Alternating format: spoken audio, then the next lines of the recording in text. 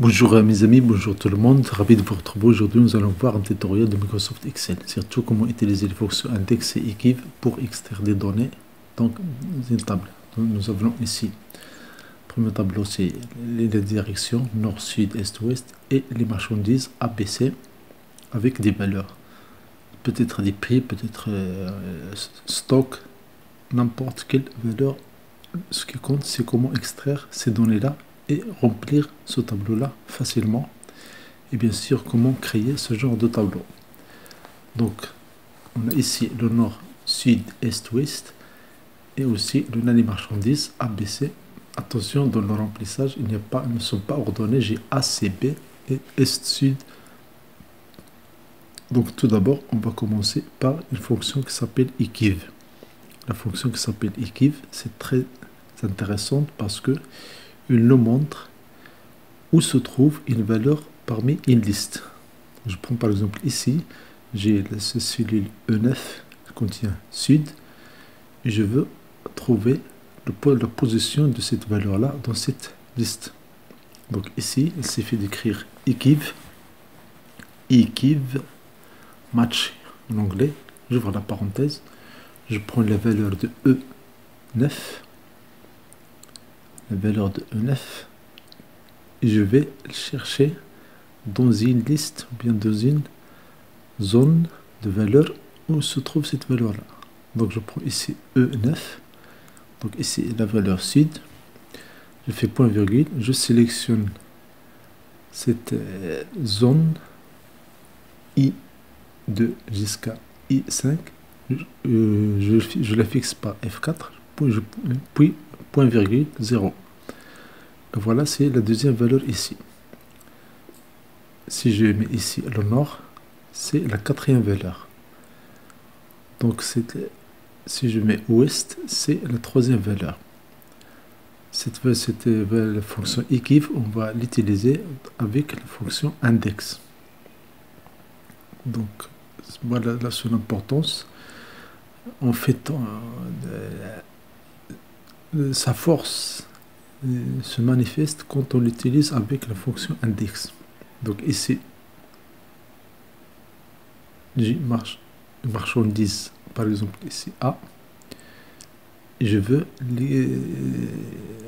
trouver la position de cette marchandise ici. Donc je fais égal equiv, j'ouvre la parenthèse, je clique sur la cellule A7 qui contient la marchandise, point virgule, puis je sélectionne G1 jusqu'à L1, je fais F4 pour fixer cette référence, je fais 0. Je veux la valeur exacte. Donc la marchandise A, c'est la première parmi la liste A, C, B. Si je mets B, c'est la troisième, parce que A, C et B, elles comptent de façon numérique et de façon naturelle. Ça, c'est l'utilisation de l'équiv. Mais maintenant, on va utiliser l'utilisation de l'index. L'index, pour calculer l'index, on utilise une matrice, une zone de valeur, ici C2, E5, puis je clique, j'indique le numéro de la ligne, puis le numéro de la colonne. Si je prends le numéro de la ligne 4, si je mets le numéro de la colonne 3, autrement dit, la quatrième ligne et la troisième colonne, il me donne la valeur 802. 802. Donc voici une utilisation simple de l'index. Mais la force de l'index, c'est quand on laisse le numéro de la ligne et le numéro de la colonne soit calculés avec des formules. Et précisément avec la formule de equiv. Donc, tout d'abord, on va faire une petite mise en forme, comment on va créer dans cette cellule-là, I1, marchandise et direction. Donc, on va faire cette forme-là. J'efface, et là, je fais citation de départ. Donc, je prends cette cellule, I1, je mets l'écriture à gauche, des étapes simples, je saisis marchandise, je fais Alt Entrée, puis j'ajoute direction. Autrement dit, cette cellule, je vais la diviser en diagonale. Maintenant, c'est deux lignes, marchandise et direction. Puis je fais mise en forme, et puis je fais contourner et la diagonale. Border et la diagonale ici, et outline. Ça, c'est rapide et je valide par OK. Et comme ça, cette colonne, bien cette diagonale sera créée. Maintenant, l'astuce, c'est que on va cliquer juste, on fait un double-clic, puis on commence à, avant marchandise, on fait des espaces. Autant d'espace pour que la colonne I donne exactement ce qui est nécessaire. Si ça ne marche pas, il suffit d'effacer ces espaces et de les saisir encore à la main. Et comme ça, j'ajoute encore un peu. Et voilà, ça marche. Donc voilà, j'ai deux valeurs diamétralement qui sont séparées par diagonale dans une seule cellule. Je fais des petites mises en forme ici, juste pour visualiser la table. Ça, ce n'est pas obligatoire. On peut même prendre toutes ces tables dans une feuille séparée. Et maintenant, on va chercher les formules qu'on va utiliser ici dans la cellule G2. Autrement dit, la marchandise A et la direction Est. Donc, je fais index, j'ouvre la parenthèse. Et puis, je prends la matrice. Je peux prendre toute la table A1 jusqu'à E5, mais je n'ai pas besoin. Je saisis juste la table C2, puis E5. C2 du point E5. Du point à l'excel veut dire jusqu'à. Je fixe cette référence avec F4. Puis je fais un point virgule. Si j'écris le numéro de la ligne, j'écris le numéro de la ligne de Est. Ici, c'est C2. Puis, point virgule, le numéro de A, c'est 1. Mais ça, c'est une erreur que j'ai fait exprès pour vous montrer que on fait la référence à l'ancienne table.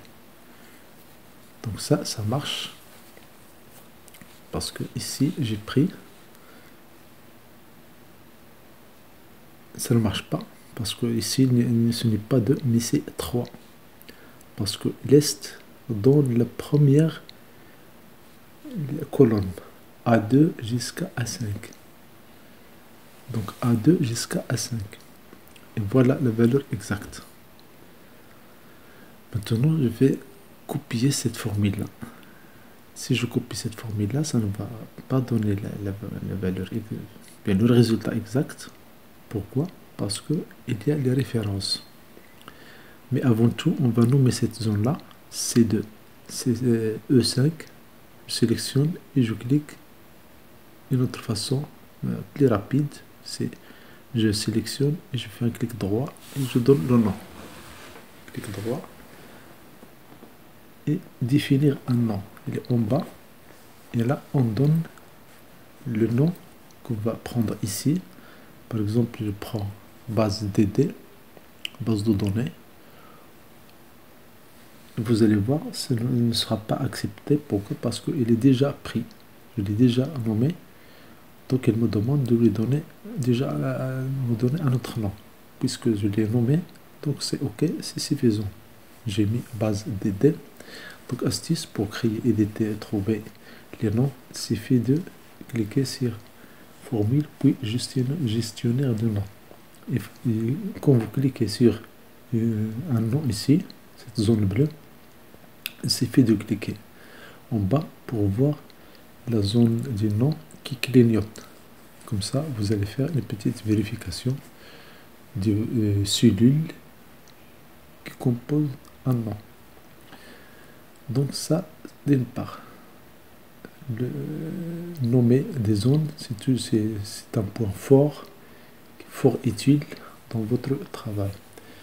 Vous voyez, quand je change la taille de la colonne I, je dois changer le format de la cellule I1. Donc je prends ici la formule, je fais égal. Donc j'écris ici la index, puis table data, je ne sais pas le table data. Et là, puis je détermine le numéro de la ligne avec la fonction équivalent. Donc je fais I2, et je veux que la colonne I soit fixe. Donc pour que la colonne I soit fixe, je vais toucher la touche F4, utiliser la touche F4 3 fois. Puis je prends la colonne, ou bien la zone initiale. C'est A2 jusqu'à A5. A2 jusqu'à A5. Puis je clique sur F4. Pourquoi? Pour fixer cette zone-là. Et bien sûr, je cherche pas d'approximation, donc je mets 0. Ça, c'est pour le numéro de la ligne. Le numéro de la ligne, il est calculé par cette formule-là. Il give I2, point virgule, A2, A5, point virgule, 0. Maintenant, le numéro de la colonne. La colonne qui contient A, C, B. Donc, je prends G1,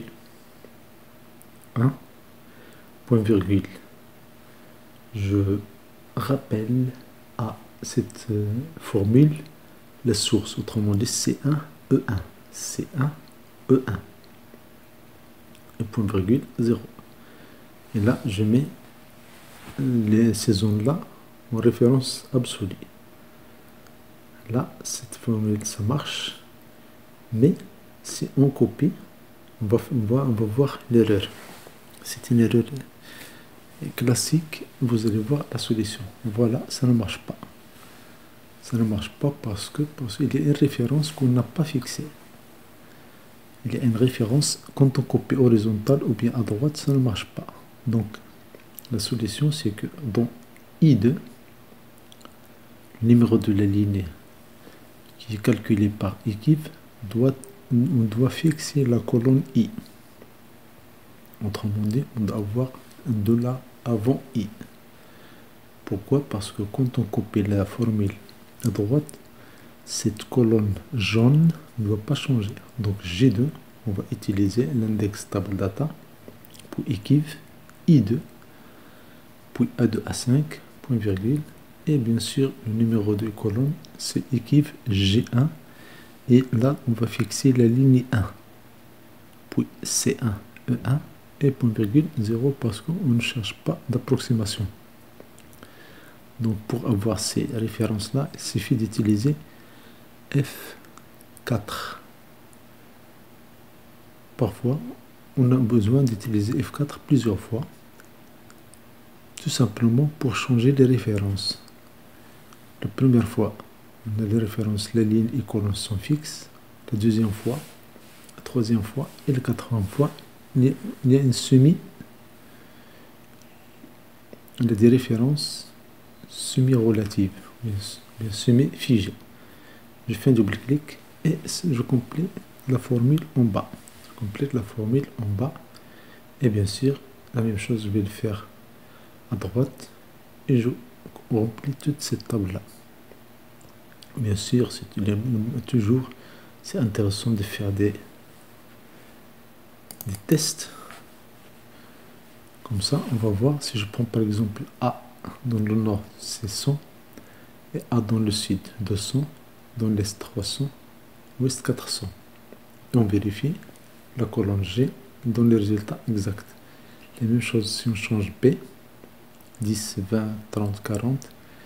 Et l'autre valeur de C, de la marchandise C, ça nous donne des résultats immédiatement. Bien sûr, ces tests-là, on peut les annuler en faisant CTRL Z. CTRL Z. Pourquoi? Pour retourner aux valeurs exactes de la table. Parce qu'on n'a pas le droit de changer les données de la table. Parfois, ces données-là, ce sont des données de la société, ou bien des données que des élèves, ou bien n'importe quelle donnée. Donc, vous ne les changez pas, mais rien n'empêche que vous allez vérifier votre formule, est-ce que ça marche ou non. Donc, ici, la formule, ici l'index, table data, équive. Première équipe, c'est pour déterminer le numéro de la ligne, et la deuxième équipe pour déterminer le numéro de la colonne. Ça, c'est la formule qui est utilisée dans la dernière cellule A5.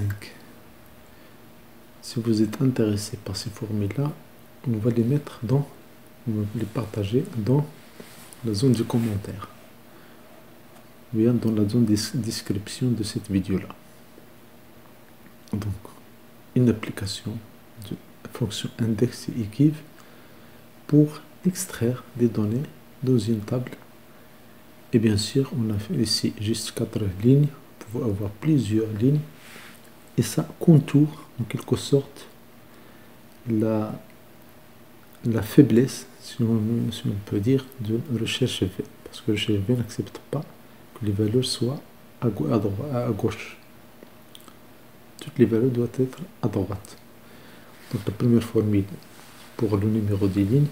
Et la deuxième formule, c'est équipe G1, C1, E1. Il fixe la ligne 1. Ce n'est pas la ligne I, mais la ligne 1, parce que la formule est copiée en bas. Autrement dit, verticalement. Quand on copie la formule, c'est toujours la ligne 1 qui est fixée ici. Donc G1, le dollar, il est avant 1, donc c'est la ligne 1 qui est fixée. Ça, c'est rapide. Et bien sûr, la formule complète de la suite du G2, c'est l'index table data, équive et I2, A2, A5, 0 pour le numéro de la ligne et l'autre numéro de colonne. Merci pour votre visionnage, merci pour votre support. Votre abonnement est très souhaité. Merci d'avance, c'est gratuit et ça encourage. Merci pour votre partage, merci de liker cette vidéo, merci de vous abonner à cette chaîne et tous mes respects. Les vidéos sont dans cette chaîne. Merci de les visionner et vos commentaires sont toujours les bienvenus parce que on en apprend davantage et chaque jour on apprend de vous. Donc merci et au plaisir.